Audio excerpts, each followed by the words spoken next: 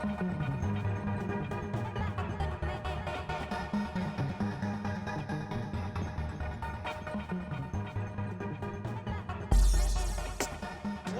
the 2017 Hypoxia Team Throwdown! It was kind of half truth, half joke when we first started doing this, that we were like, you know, I want to do this in the Civic Center at some point. And we did that last year. I mean, we feel like we made a lot of improvements from just last year. Yeah, it's kind of crazy. We started, our first event, we started with 15 teams, RX only, and we were just talking last night about how it's just like he said, you know, it's just grown every year and been able to expand it, and it's pretty awesome. I mean, when we did the first competition, we hadn't even been a CrossFit gym for even six months, maybe yeah. 6 or 7 months, something like that. And we did the first one, and we were like, okay, we pulled that off. What are we going to do different next year? And so I think that's the way we always approach it every year, is just what can we do better next time? And I think a lot of that is typically focused around, you know, what is the overall experience of the athletes. One of the big differences I see out here is that most people, when they do a CrossFit competition, most people, not everybody, but most people at the end of the day, they feel like a winner, no matter what.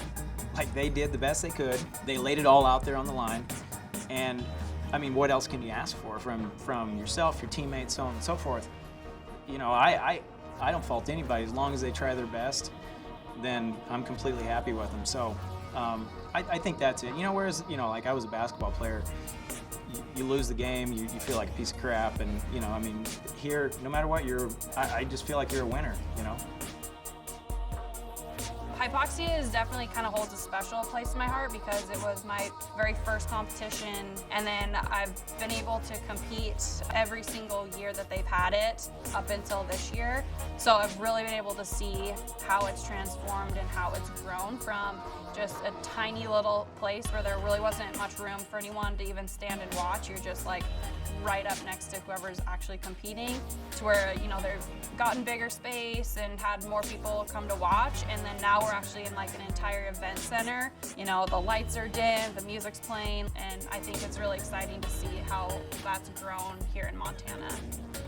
I love the energy of the Hypoxia Throwdown. It is a great competition, especially for the state of Montana. It brings in 70 teams of 4 people. That doesn't happen every day, and it's pretty electric out there, so it's a great atmosphere to have fun and compete in.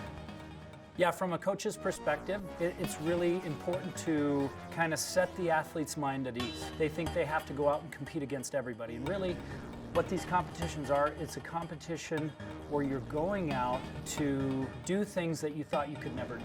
Going out and becoming better than you were yesterday. And really that's the important piece of the puzzle. Bringing athletes back to that is an everyday job. It's what makes these competitions so worthwhile. A competition like Hypoxia is important to have because you get to see everybody and know that they're working just as hard as you are on a daily basis. So many people, just like you, all working for the same sorts of goals, and you know that wherever you go, that you're gonna have people there that you can fit in with and will immediately feel at home. I think every year there's been something where I think, I can't do it. There's no way I can do it. And I've done it every year. So it's a great accomplishment. It feels really good.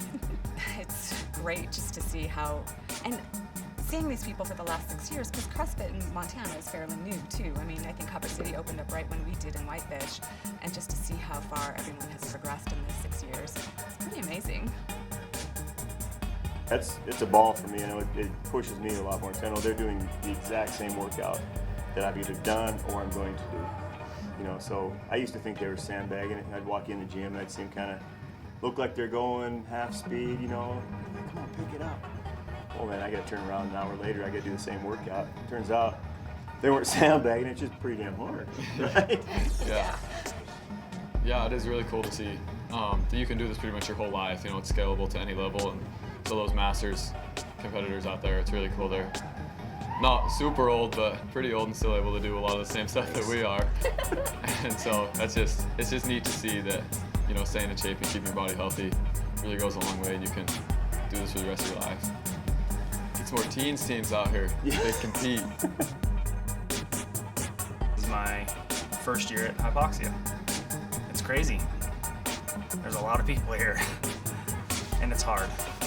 We decided to do the RX division, and it's harder than I thought it was going to be. I used to make fun of CrossFit all the time.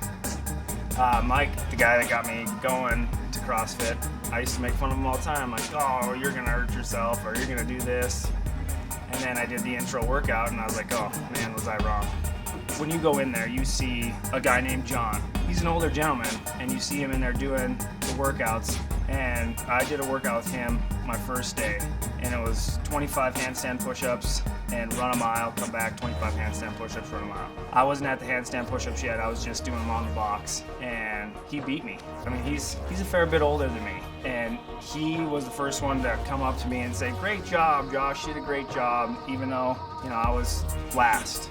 And everybody is welcoming you as you're running that last mile into the door. Let's go, Josh, come on. It was my first scaled workout. Every single person, whether it's scaled, RX, they couldn't be more supportive.